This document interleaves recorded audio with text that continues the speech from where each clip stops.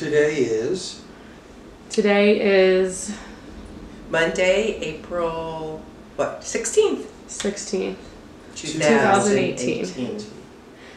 Hi Chase, this is in honor of your college graduation, which is going to be May 4th, 2018. I can't believe that you're graduating from college because it seems to me that you're still going to Montessori Apple School or something. But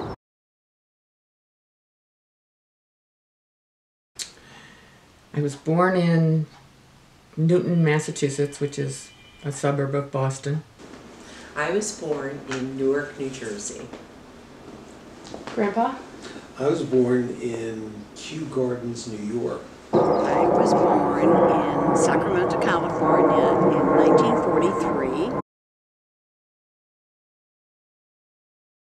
So what is the earliest memory that you have? Sitting on my grandmother's porch with her in the rocking chair, she was brushing my hair and singing to me. Do you remember what she was singing? Yeah, it was a song, Every Little Wave Has a Nightcap On.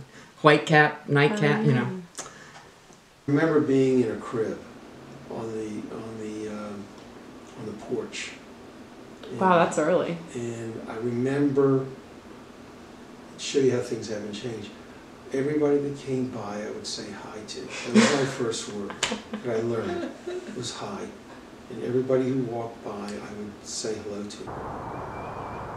Some that I can remember, I was probably 6 and 7 years old because they involve our first dog, whose name was Frosty Weather III. He was a Cocker Spaniel that was given to my sister and I by the principal of the high school where my father at that time was, I believe, a vice principal, or he could have been a counselor.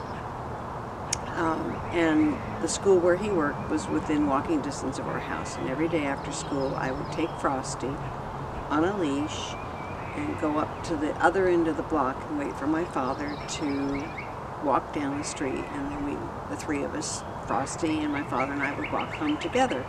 And it was always a wonderful memory that was done almost daily. I remember being outside a lot, playing out in the yard, stuff like that. We lived up on a hill, and down below us was the crater of the volcano, a real old volcano. What do you remember about living in Hawaii? I remember going to summer school and not being allowed to wear shoes. We weren't, we had to be barefooted. And then one day the teacher dropped a box of thumbtacks on the floor. Nobody could move until she found all the thumbtacks. And there was another girl on the street. We were all Navy, everybody on this street, because we were all in quarters. And she and I were a little bit horse crazy. And so one day, she was the one that initiated this, because I would never have had the guts to do it. She says, let's go get the horse. Her parents had just bought a new refrigerator or something, and they had this big cardboard box at home. She says, let's steal the horse. So we went down, stole the horse, brought it back, and we were trying to keep it in a refrigerator box. How big was the horse? It was a big horse. It was his work horse. Oh my. So what's different about today than when you were growing up as a child or teenager? Okay, I think from what I remember, we spent a lot of time outside. I don't remember going to day camp. I know I went to sleepaway camp when I was older, maybe like 12. But we played outside all the time, and when I was older, we took buses downtown and went shopping. And I think it just felt like very simple. Life was just very simple. There weren't sports for girls that I can remember, or team sports.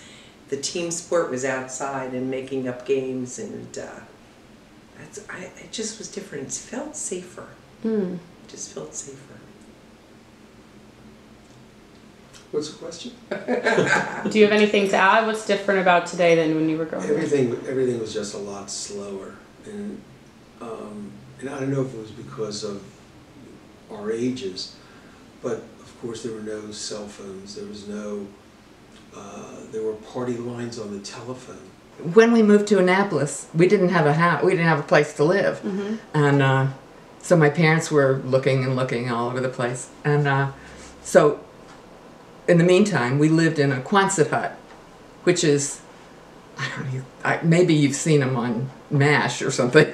They're a building that's got a roof like this. It's a tin roof, and it's a little long hut that you live in. And they had them divided in two in Annapolis, and I don't know what they used them for, but they weren't for people to live in very long. But they had them, and they were available. And so we lived in this Quonset hut till my parents picked out a house and it got ready. And in that place, they had a ice box. The iceman would come every day with the big thing that take a big piece of ice, bring it in and stick it in the ice box, and that was the way it kept it cool. Oh. That was the refrigerator. Oh. I mean, I didn't live in a time when they didn't have refrigerators, but we had that experience there. Right. I just never forget that. And he'd always chip off little pieces for us so that we'd have a little piece of ice to suck on when he came. Technology would be the biggest difference between when I was growing up and when you were growing up. I can remember having a single dial-up telephone in our house, in the kitchen, and it was a party line, meaning you shared the line with somebody else, and the people we shared with happened to be our neighbors across the back fence, whose daughter and I were the closest of friends all the way from elementary school, probably prior to that through high school, the Batmans. But we did not own a television until I was in the 7th grade, which was the beginning of junior high for me. And that was a very big event, and a lot of people did not have televisions at all. Computers didn't happen until after I was in college. So I would say the biggest difference between my growing up and your growing up would be instantaneous communication that you are so familiar with, and my not having that. And I'm not so sure if you are more fortunate because of it, or I am more fortunate because we didn't. My father had bought a big Navy bell like they have on board a ship, and when they wanted us to come home for dinner, they'd ring the bell, and it could be heard all over the neighborhood. It was a big iron bell or something, and so we were just gone all day long. We'd go play in the woods. There were woods everywhere, and we'd build forts in the woods. We played basketball, we played baseball, we played board games when it was raining. And remember also, we had no car seats for kids and no seatbelts. I remember that. And we would walk long distances to get to school. I don't remember a bus.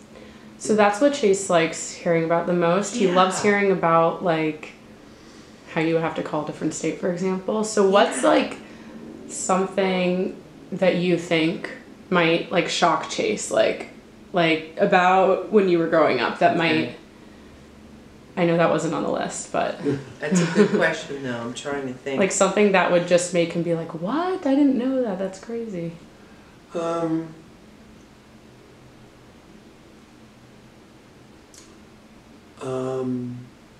First time I ever got on an airplane was when I went to college. I'd never been on an airplane. And yet you chose a school that you had to get, like that didn't scare you? No. Or your parents? No. No, what had happened is I had gone to a junior college because that was the only school that would accept me after my high school grades. And my parents said, look, if you can get in some other place, and you do well. I told my dad I wanted to go into the business, the shoe repair business. And You knew that you wanted to go into shoe repair? Yeah, oh yeah. How did you know? I knew it didn't matter if it was shoe repair or selling ice. It was retail. It was dealing with people. It was saying hi. Yeah. Sir, and that's just part of my personality was just always that. And so my father gave me two options. He said, okay, you want to come into the business? I'll give you two options. Either you go to college and get a degree, or you go in the Army. He said, you do not, and this was in 1960, so the Vietnam War was really just starting up. I guess that's a big difference too. That's not, while people go into the army, like that's not something. You're not being drafted, you know. There was a draft. And there was. Yeah. And it wasn't like a lottery system that eventually happened by the end of the 60s. It was just everybody went. Right. Everybody went. You didn't have a choice of going to work as at a hospital or someplace. Everybody went into the Army. That was it. We used to go camping a lot in a tent, either on the coast of California or up in the Lake Tahoe area. I spent most of my summers up there either camping or in my father's sister's cabin at Strawberry. It was, I mean, there was no phones. Yeah. There was no TV for, I don't know, a couple of years in Hawaii. So I was about 11 when we first got a TV. And at that point, my father and mother had to okay every program that we watched. My father had said, you know, we'd been up to a friend's house to see The Lone Ranger, and we said it was such a good show, and could we watch it? And my father said, well, let me preview it first. Then, you know, of course, it was cowboys and Indians and shooting and stuff, and no, we couldn't watch The Lone Ranger. We hung our clothes out on the line. There was no dryer until, I guess I was in college. No clothes dryer. No microwave.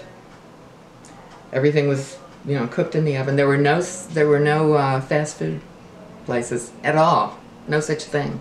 When I was at Maryland, they put the first McDonald's in, and it was like 100 sold on the side. You know, now it's billions. So that was very different.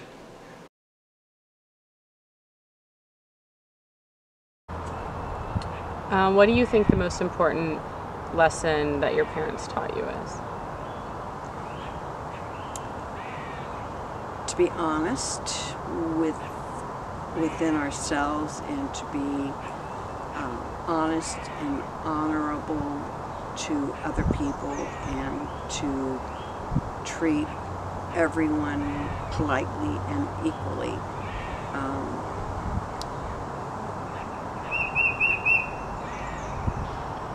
To respect life, to respect people, to respect different attitudes, different philosophies, different political views, and just honor people for what they felt and what they thought. Well, I can tell you my father would be very, very disappointed with the hair and the beard. I mean, he was that way with my brother.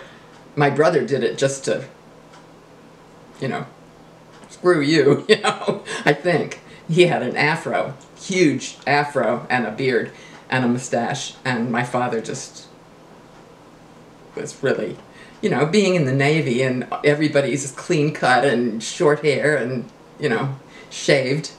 He'd probably not like that. My mother would probably love him because he's a lot like Ted and like Jeff. You know, it's that kind of carefree guy. My mother would like that. My father was a very warm and fun-loving person. But the one thing I got from him was to be able to learn to laugh at yourself sometimes. It's okay to make mistakes. And you know what? Big deal. And just laugh it off or move on. And I think that is an invaluable lesson. And the other from my mother, which is interesting, was to take care of yourself, but also, no matter how sick you are, put makeup on before you leave the house? My parents taught me that to succeed you have to work hard. My parents' best friends were each other, and they loved each other very, very much. And I've been lucky to go ahead and find those two attributes with Carol. Most of the guys that I had liked were kind of bad boy guys, and my father would, you know, send them on their way. And so this was somebody that my parents approved of, and that was a part of it. So do you have any advice for Chase on love and marriage? No, I would be the last person to give anyone advice on love and marriage. I decided I'm not a very good picker. So we walk across the street. We walk across the street to the Outback Steakhouse to get to eat. You took her to Outback? I know. Took her across the street to Outback. I know. Okay, fine. So we go to Outback Steakhouse, and some of the other women that I had gone out with, they would be nervous. They would sit there and pick at their food, or just sit there and not eat anything. Well, I ordered this blooming onion, which is this big thing that's got sauce all over the top. It's fried. An extra to dip. Mm-hmm. Grandma dug into that like she hadn't eaten in a month. Marriage is fun, takes a lot of work. I've been married twice and not successful to 50 years worth of marriage in either case, but I learned something about myself and about relating to other people in those marriages, and for that I'm thankful. I think that's the reason that my husband married me. Because of water He thought ski? we'd water ski all the time. He was very disappointed when, you know, we had babies and stuff, and he couldn't water ski anymore. If you find a girlfriend on the West Coast, make sure she's from this area. Make sure she's willing to relocate. You must be best friends with the person, and trust the person, and respect, and of course love with all my heart. But I don't know, I think we laugh a lot. We go, we do, we know we think about others, but I really believe that the person I think about most is David, is Grandpa. What's the advice for a good relationship for Chase? Find a woman who likes to eat. That is good for Chase. That was when I got in. That was the first time I really got caught in trouble. What happened? Joanne, I was rooming with Joanne, and we decided one night it would be really funny if we did like an air raid alert, because they'd have those kind of things, you know, at schools and at every place. And so it was evening. All the girls were in the dorm, and so we took a I don't know what it was, something that sounded like a PA system, but it was like maybe we turned the radio so with a microphone or something, so that we said, you know, this is just a test. Please come out in the hall in your raincoats, sit on the floor with your heads down, you know, and all these people all lined up. And I was sent to the dean. Because I asked, where's the beach? I did not realize I was 80 miles from the Pacific Ocean. University of Pacific Ocean. Is that funny? I had no idea where I was. That's so funny. Oh yeah, they had something called Purple Passion. It was you used to use like a grape juice type of thing, and they would mix every kind of liquor in it. Well, Don't you what we used to remember? drink was called spoolies. We used to on Fridays go to a park, and there were these parks in Stockton, California, that were near where all the mothballed Navy ships were from World War II. So there was lines of these Navy ships, and we used to go there. And somebody would bring with them a metal Like a trash can. trash That's can. what they trash used. can, but it'd be low. That's it. And then what they would do, there was wine country near where we were, so we were able to go up to the city called Lodi and buy it for $1 a gallon. Oh my And so we'd pour this wine in. It was Right. pretty sweet. Yeah. Then to cut the sweetness, you'd put in a six-pack of 12-ounce or 16-ounce beer. Pour that in, and then you take a big can of fruit juice. Mm-hmm. That's right. And you dump that in, and you put in a block of ice, and you just keep doing. And that was the formula for this stuff. Mm-hmm. Sounds delicious. It was like nothing I ever had. Or- I haven't had since. It's not been until way later in my life that I began to accept the fact that I am creative, that I am an artist, not like my father's father, who was an artist by profession, but for many years I didn't want to draw or sketch or paint or do anything because in my mind I had my grandfather's works imprinted on my memory, and I had a dream about him once, and he was looking over my shoulder and he said, "You're your own person, you have your own style, your own technique. Explore it, go for it, and just create what is pleasing to you." And ever since then I've been much more relaxed, and I don't paint enough, but I like it, and I'm not critical of myself anymore.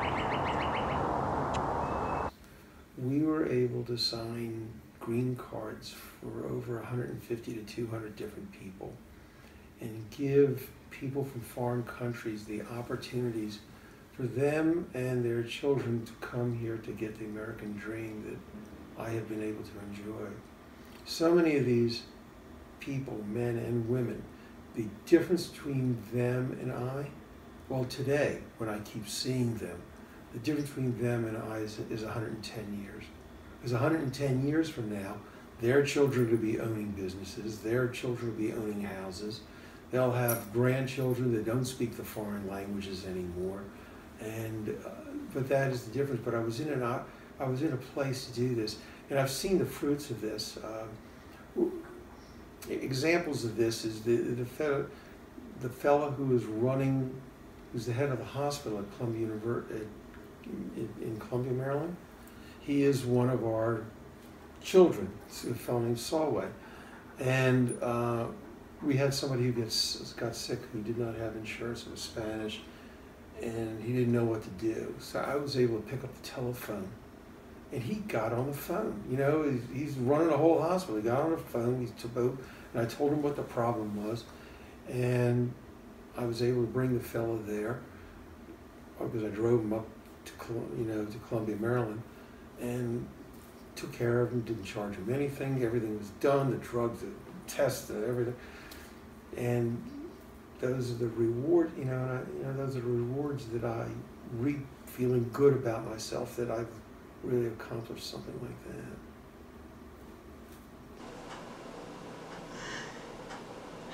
that. I think the fact that after I'd raised my kids and gotten divorced, I went back and got a master's degree and was able to move into some better fields. I think I'm pretty proud of that. That after all that 17 years, I went back to school and did fabulously, which I never did the first time around.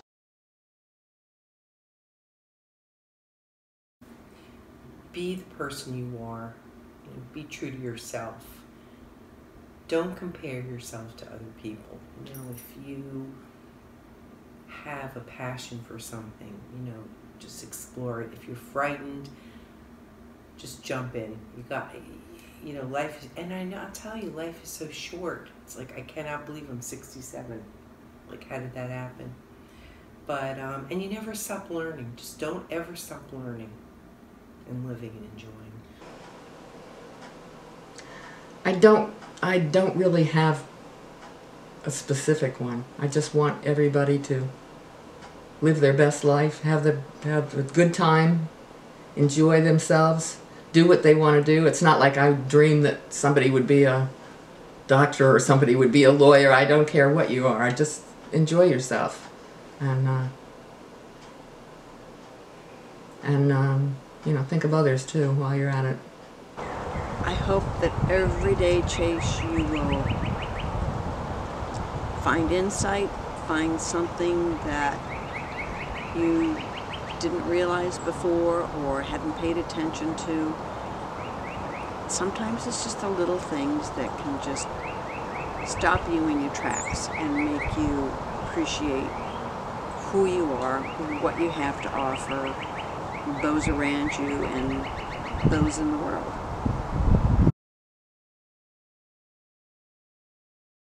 Congratulations, Chase, on your graduation from college. I'm so proud of you and know you will do well at whatever you chose to do. Damar and I will be cheering you on. Love, Grandma Susie.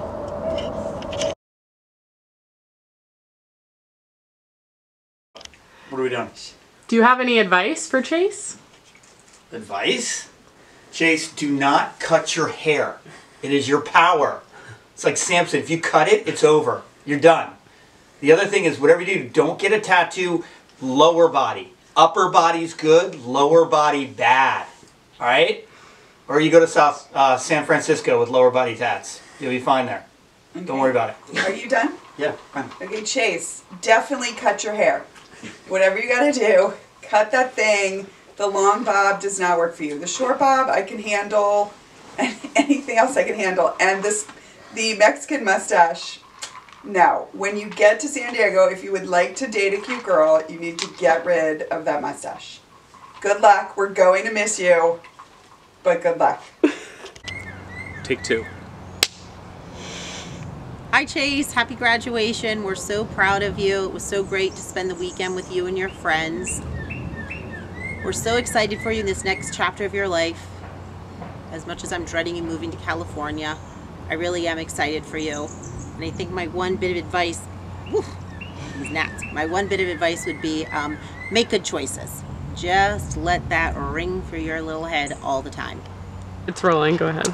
Chase, I just hit do not accept a call from Charles Mann. I think he's won a couple Super Bowls and a Hall of Famer. But this is more important to give you a couple words of advice, and I say a couple, it's probably going to be a little longer. I took a couple notes, and although I haven't seen you since you've gotten back, and I'm hoping I will see you here shortly, I know we only have a small window until you're off to California. So I thought I'd write down a couple things that I would ask for you to keep in mind as you pursue your next chapter in life and go into your career. So anyway, here we go. I say top 10 things, but I think there may be a little bit more than 10. Number 1, ask others questions and listen to their responses. Number 2, have the cleanest room, car, office space amongst your peers, even if this is going against your normal wisdom. Number 3, figure out how you can help someone before you ask for help. Number 4, always send a text thank you after going to someone's house for a get-together, a party, a happy hour. You could do it the next morning, telling them how much fun they had and how much you appreciate the person. Number 5, try to always remember people's birthdays and wish them a great one. Number 6, try to say more than thank you or hello when meeting a person. Number 7, always send a follow-up email after any business meeting, encounter, and talk about something specific that happened on the meeting. Number 8, be early for everything. If you're not early, you are late, Chase man.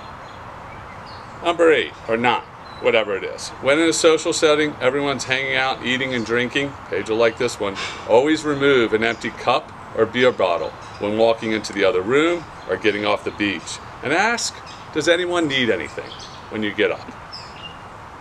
Number 10, listen before you talk when conversing. Chase, you'll like this one. I know you're going to continue in the gym, getting big and bulky, but you're going to be in the gym for your 20s, 30s, and 40s, 50s, 60s. But my advice to you in the gym is continue to work on your legs. Work your legs before your upper body. Lastly, never forget where you came from, and always have your family on the top of your mind. The Sunday morning text to your mom or dad to tell them how much you love them will go a long way. Happy birthday, Chase. Congratulations on your new career. And don't be such a stranger. I'm coming to see you in Cali.